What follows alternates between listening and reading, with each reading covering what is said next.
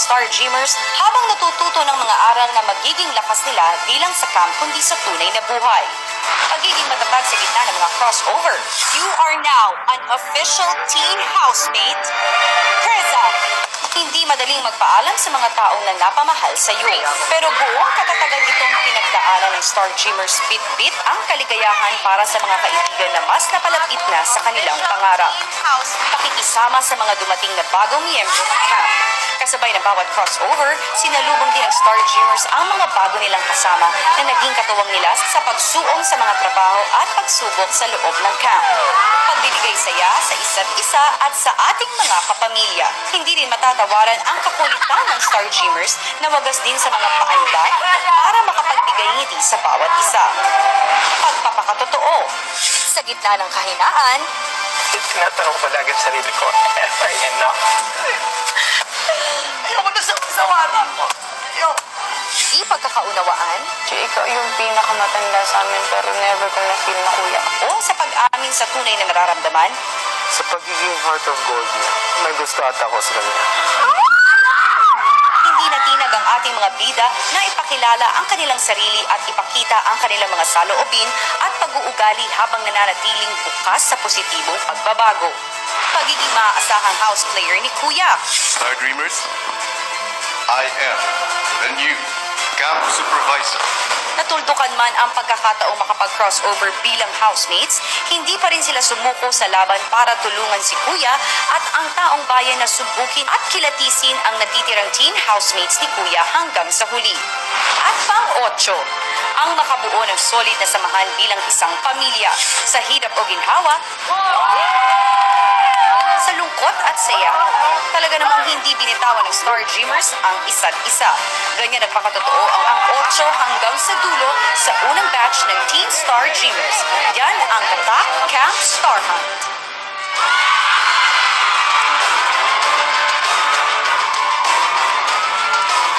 Isa-isa na nga pumasok ang Star Dreamers sa Camp Star Hunt. Bit-bit ang ipinaglalaban nilang mga pangarap. At pagkatapos ng 8 linggo sa loob ng camp, ngayong araw, sila ay lalabas bilang isang pamilyang dala-dala ang lahat ng natutunan nila. Ito ang Pinoy Big Brother 8 Gold! Good afternoon, ladies. Good afternoon, Robbie! Good afternoon, Robbie. Grabe talaga. Yep, good afternoon mga pamilya all over the world. Live na live tayo dito mismo sa harap ng bahay ni Kuya kung saan maya-maya lamang ay makakasama na natin ang mga Star Dreamers. Ang dami na nakaabang sa harap ng bahay. Sasalubungin sila ng kanilang mga minamahal na fans. Pero mga kapamilya, pinapaalala din namin sa inyo na tuloy-tuloy pa rin po ang botohan para sa 2 remaining slots for the Big Four. Sino nga ba? Kayla Lee, Karina, Rain at Seth ang kukumpleto sa Big Four na kinabibilangan na ngayon ni na Jelay at Kauri. Yes, yes, yes, yes! Keep on voting, guys! Go, go, go! And speaking of Big Four, baka makatulong ito sa inyong pagpili. Babalikan natin ang huling house player task ng Star Dreamers kung saan nakapagtapatan sila sa housemates ni Kuya para mailabas ang totoong saloobin. Oy, oy, oy, oy! Let's watch this! Para sa kanilang huling house player task, naghanda ng 8 katanungan ang Star Dreamers based sa mga totoong negatibong komento mula sa outside world para sa one-on-one tapatan na pagdadaanan ng natitirang housemates. Para manalo sa kanilang house player task, kinakailangan na may 4 na housemates na magdesisyong hindi sagutin ang katanungan sa pamamagitan ng pagpindot sa red button. Kahapon, sumabak na nga sa tapatan sina Kauri, Jelay, Lee at Karina, kung saan sinubok sila ng house players hanggang sa kanilang sukdulan para mapalabas ang kanilang tunay na saloobin at karakter at matulungan ang taong bayan na kilatisin para sa pinaglalabang slot sa Big Four. Ikaw dapat ang ate sa loob pero wala kang nagawa tungkol dito. Doon ko na-feel sa sarili ko na di ako karapat-dapat na nandito na bilang ate nila. Kasi hindi ko nagawa. Ganyan ka talaga before ka pumasok dito. Baka ginagaya mo lang si Maymay, kaya ba magpapatawa ka rin para manalo ka? Di naman ako nagpapatawa. Di ka ba nasasaktan na pinagtatawanan ka nila kahit hindi ka nagpapatawa? Hindi ko alam. Sabi- Hindi mo ba kilala sarili mo? Nagde-deny ka yata. Paano ka magpapakatotoo kung hindi mo kilala sarili mo? Oo nga, no? Diyos ko po. Ganito naman talaga ako, kaya hindi ko yun mababago talaga. Kaya nga minsan dinadown ko na sarili ko kasi para akong ewan dito. Hindi ko alam kung ano talaga ako. Oo, may talent ako, pero hindi talaga ako yung tipong tao na may kakayahang mag-isip ng magaling. Lagi mong sinasabi na gusto mong united kayo sa loob ng bahay ni Kuya. Pero bakit mo ina-outcast na rin? Hindi totoo yan. Nangkot ako, pero walang tanong okay ka lang. Yung whole entire time, like, being welcome here dito, I guess. Tapos,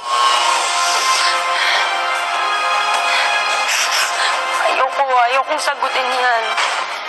As a woman, are you faithful? No. In terms of sa boyfriend ko, no. So, paano mo nagagawang lumande sa loob ng bahay ni Kuya? Hindi ko naman alam na mangyayari yun. And nung nakita ko na, iniwasan ko naman. Wala ka nang nararamdaman din. Meron. Hindi sa boyfriend mo, hindi sa another guy. May nararamdaman mo ba? And may bala ka bang alisin mo? Oh, may balak ako. That's why nag-usap kami na we will stay friends. At wala na yun. Sa pagpapatuloy ng tapatan, sina Seth at Ray naman ang haharap sa tanong na binuo sa tulong ng mga komento mula sa outside world. bakit parang hindi mo kinakonsider ang feelings o effort ng mga supporters mo na every week ka na nilang naliligtas tapos ikaw hindi mo sinaseryoso ang pagiging housemate? Kung hindi nakita ng iba, nasa sa kanila yan, alam ko sa sarili ko na ginawa ko yung best ko. Hindi ba dapat kung nangyari na yun ng once, aware ka na kung ano dapat yung best para sa'yo? Eh bakit parang paulit-ulit? Sumablay ako kahit ibinigay ko yung best ko. Tapos hindi naman po araw-araw, Pasko na laging panalo. Kahit nga po ibigay niyo po talaga yung talagang ganyan nyo, na kung mayroong mas angat sa inyo, at least alam ko, sa sarili ko, alam ng Panginoon na binigay ko yung makakaya ko. Sinabi mo na yung line na yan dati. Anyways, hindi mo ba naisip na yung previous weeks na nominated ka, pinaglaban ka ng supporters mo, tapos okay lang sa'yo na ma-evict ka? Kung sakali kung ma-evict lang po ako, ayos lang po sa akin, hindi ko pagsisisihan nila. Nagpapasalamat ako sa kanila dahil binigyan nila ako ng pagkakataon na magtagal dito sa bahay ni Kuya. Hindi ako yung tipong, ay madami akong pan, sige, hayaan na yung buhay. Save by the bed. May kalalagyan sa showbiz. Puhunan ng muka. Sa iyo galing ang mga linyang yan. Nagpapakita ba ito na sobra kang kampante? Hindi naman po sa... Sinabi ko yung mga ganyang salita dahil kampante ako. Sinabi ko yung mga ganyang salita dahil magpupursige ako hanggang rating ko yung gusto kong marating. Kung meron kang ganito, ba't hindi mo gamitin? Ganun po yung ibig kong sabihin. Ang first po na dapat meron ng isang tao, yung puso. Tapos lamang ka sa iba dahil meron kang muka. Hindi po sa ganun. Etong mukha kong to, gagamitin ko, gagawin ko siyang, ano pang term nun? Asset patungo sa pangarap mo. Sinasabi ko sa sarili ko, gwapo ako. Kahit kayo, pwede nyo sabihin yun. Pero yung, kumari, magmamayabang ka, lalaki ulo mo dahil ganito ka, eh, ganun nga po na wala kang papatungan. Kaya ba kampante ka mag-give sa Big Jump Challenge? Hindi. Bibigay ko muna to sa iba. Pag sumunod, pagsisikapan ko talaga, igagrab ko naman. Yung ganun po yung... wala nang Susunod. Maligo na po. Kung papapasukin dito lahat ng housemate, kanino mo harap-harapang sasabihin na hindi mo deserve maging housemate, hindi mo deserve makabilang sa Big Four, at hindi mo deserve maging big winner? Wala po talaga, magpakatotoo po, wala po. Yung tanong namin, yun ang sasagutin mo. Sagutin kami. At magbigay ka ng rason. Wow. Tumatakbo oras.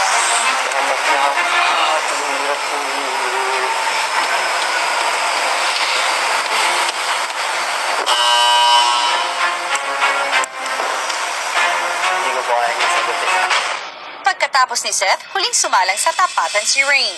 Di ba binanggit mo sa feeling mo medyo outcasted ka sa bahay ni Kuya? So ito yung tanong ko sa'yo. Talaga bang hindi ka tinuturing na pamilya ng mga housemates? Or ikaw lang nag-iisip niyan dahil hindi ka rin nag-e-effort? I don't want to compare talaga, pero that's all I think about talaga, Cap.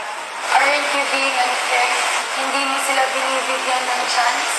Yeah, binibigyan ko sila ng chance. Kaya I be there for the smallest things, and I feel like that's what's important. I have my own troubles of fitting in all the time, and as I mentioned, this is like my 8th house in my whole life. Lalong-lalo na nandito na ako sa Pilipinas. Iba't ibang ang culture, ang kasanayan nila dito. Porket ba alam mo sa sarili mo na moody ka, wala ka nang gagawin tungkol doon? At ang housemate ang gusto mong mag-adjust sa'yo? I would say sorry, first of all, that I hear all these stuff. Di ko talaga gusto na yung ibang tao talaga mag-a-adjust sa akin because for me, parang super uncomfortable yun. Aljun, ganun ba naramdaman natin? Bakit yung iba-iba naman yung nararamdaman? Baka ikaw lang yung may problema, hindi sila. Hindi ko naman sinabi na ayaw ko mag-open up and I'm not saying that I'm playing the victim. As a housemate, there's always ups and downs. I-admit ko na sobrang hirap. I would always welcome the person kasi I don't want them to feel how I feel, ganun. And I would try my best talaga to change because I know that once you come here, you can't just stay the same from beginning to end. Is this still a competition for you? And is that the reason kung bakit dinidistansya mo sarili mo sa mga kapwa mo housemates? No, I wouldn't say that just because I admit that I'm competitive. Lalayo ako sa kanila. Sa camp pa lang, I didn't see competition at all. Kaya pala sinasabi nila, lumaban ka kasi sobrang hirap lumaban kapag na-attach ka sa mga tao. Sobra. Kahit nito. You're missing a lot of people. Sino-sino mga taong yun? Camp Star Hut. Do you think they miss you too? Yeah. Ano kung nalaman mo na mas naging okay sila nung nawala? I wouldn't want to believe it. Pero I would still accept that. Bagong pasok ako sa camp, all I put in my head was to cross over. Pero in camp talaga dun ko na-realize that everyone is really deserving for it and I don't have the hands to pick people to cross over. So, bali, mas gusto mo yung camp kaysa sa PBB?